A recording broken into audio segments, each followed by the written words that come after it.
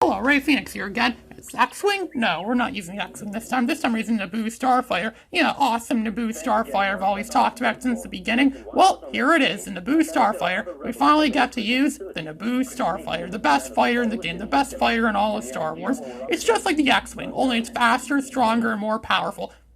It has dual green lasers, which in Star Wars, green lasers are more powerful than red lasers. It has two of them, and they're very accurate as well, too. It's easy to hit spot-on targets, a spot-on accuracy, and you can destroy them easily. You can easily murder your enemies with these things and do a crap load of damage to them. And you get more proton torpedoes, too, and you're faster, too, and you're even more indestructible. You're not indestructible, but you are a lot more durable with them. And it has an R2 unit in it as well, so if he gets hit or gets damaged at all, yeah, your R2 unit can repair his shields, provided the R2 unit doesn't get damaged or destroyed at all, because that does happen quite a bit in this game too. Your R2 unit gets destroyed. It's really good to shoot down it's really easy to shoot down TIE fighters when you're in Naboo Starfighter.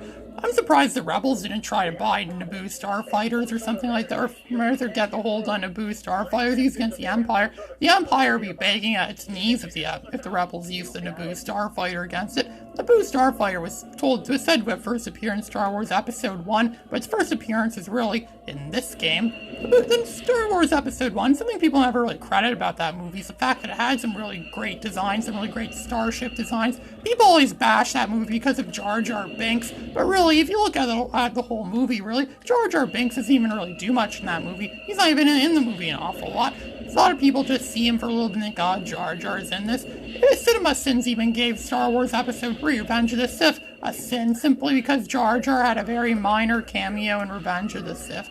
A very minor cameo. Not even, he doesn't even say anything in that movie. Just being in it gives you a cinema sin. Imagine if Pee Wee Herman was like that, where he just got a cinema sin just for him being in the movie. Pee Wee Herman, but then again, Pee Wee Herman's a lot more fun than Jar Jar Binks. He's not as annoying. People like him. He always says stuff like, I know you are, but what am I? I know you are, but what am I? I just saw Pee Wee's third movie not too long ago on Netflix. I was a little bit disappointed with it. It was still better than his second movie. The Big Top Pee Wee Herman's second movie wasn't that great, but his first movie's a classic. I love the first Pee Wee Herman movie, where Pee Wee goes on a big adventure just for his bike. My bike! I wish Pee Wee Herman could be in Star Wars. That would be awesome if they put Pee Wee Herman in Star Wars, where he could fight against the Empire, and he could, I don't know what else he could do in that game. He would be like a better protagonist, much better protagonist than the new protagonists we have in those new Star Wars movies, where it's like, hey Mom, can we get a Star Wars movie? The mom says, we have Star Wars movies at home, and it's the new Star Wars movies. But no, I'd rather have the older Star Wars movies. They are better. Ah, son, you know what you're talking about. No, parent, you don't know what you're talking about. Classic Star Wars is so much better than modern Star Wars. Heck, back when I was a kid, Star Wars Battlefront 2 was considered to be a new top-of-the-top game. Nowadays, it's considered old stuff now. Stuff that a lot of people don't want to touch anymore because it's considered, ancient stuff, old stuff. And that's Star Wars Battlefront 2, which is a lot newer than most of these other Star Wars games that I played. Heck, they'd probably freak out if they saw I played an LP of Star Wars Rebel Assault 2, since that game came out way before any of the Battlefront games. So did this Rogue Squadron game. And there was also about a year ago, I did that video on that Star Wars arcade game on the 32X, and I might do that other Star Wars X-Wing. I actually have that compilation collection where it has Star Wars X-Wing games, and Star Wars X-Wing versus TIE Fighter, and Star Wars TIE Fighter on it. I might do not necessarily an LP. I'm not going to do a full LP of that now. Those games are long teased, but I might make some gaming videos of them eventually, because those games would be fun to make videos of. And the same with X-Wing Alliance. I think I already said I played the demo for X-Wing Alliance in a previous video. X-Wing Alliance is actually pretty good. I've seen the full game. About several years ago, I saw a guy called Metal Canyon do an LP of Star Wars X-Wing Alliance, and I thought the game looked pretty fun. It was pretty entertaining to watch. The final part's pretty much the end of Return of the Jedi. We had to play as Lando. You get to fly the Millennium Falcon down those intricate corridors. Yep, that's a game, alright. That's also what you do in the last level of Star Wars Rogue Squadron 2 Rogue Leader. I might do an LP of that game. I think I might do LPs of the other Rogue Squadron games eventually too. I quite would like to. I actually think I should do this. Again, Super Vader Man never did any LPs of those, so Super Vader Man never did LPs of them. Naturally, that means I should do LPs of them, because so far all the Star Wars games I've LP'd were not games that Super Vader Man also LP'd. So yeah, there it is. I'm like a continuing Super Vader Man's work. Super Vader Man is not going to be making any Star Wars LPs anymore, so now someone has to take over. Someone's got to do it, and it might as well be me.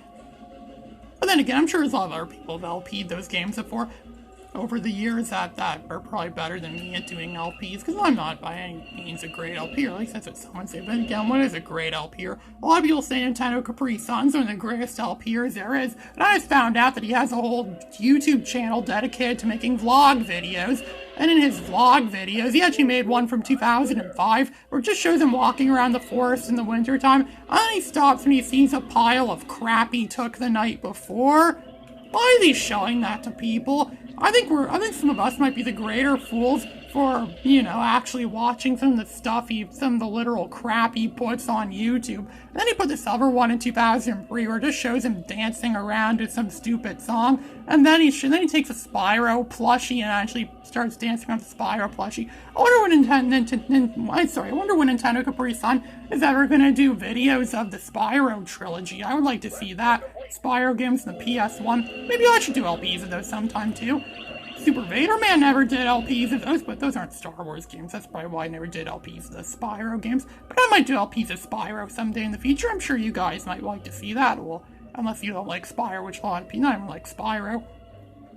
I mean, Navigator isn't like Spyro that much, right? You know that gaming in the Clinton years guy? He's that guy that says, if you think Donkey Kong Country is, if you don't think Donkey Kong Country is great, then you're stupid. Yes, we know it wasn't very nice to say, but it's the truth.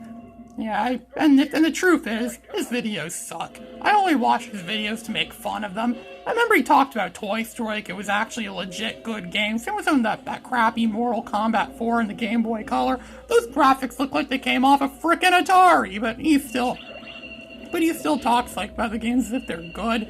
I wonder if he's from some kind of alternate universe where good games are bad and bad games are good. Like being wrong is right, that sort of thing. Look at that, I'm being like a ground trooper now by flying my frickin' Naboo Starfighter over the ground.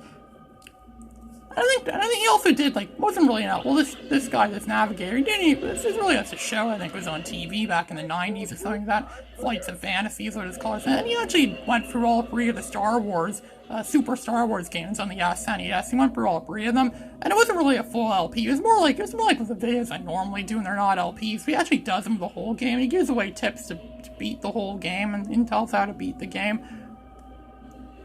Some of those are kind of informative, but a lot of his tricks and tactics don't work, and he gets a lot of his facts wrong too. But then again, so do a lot of other people get their facts wrong too. We all know Wikipedia is not a very good source of information. There were better ways to get information in the 90s and the internet.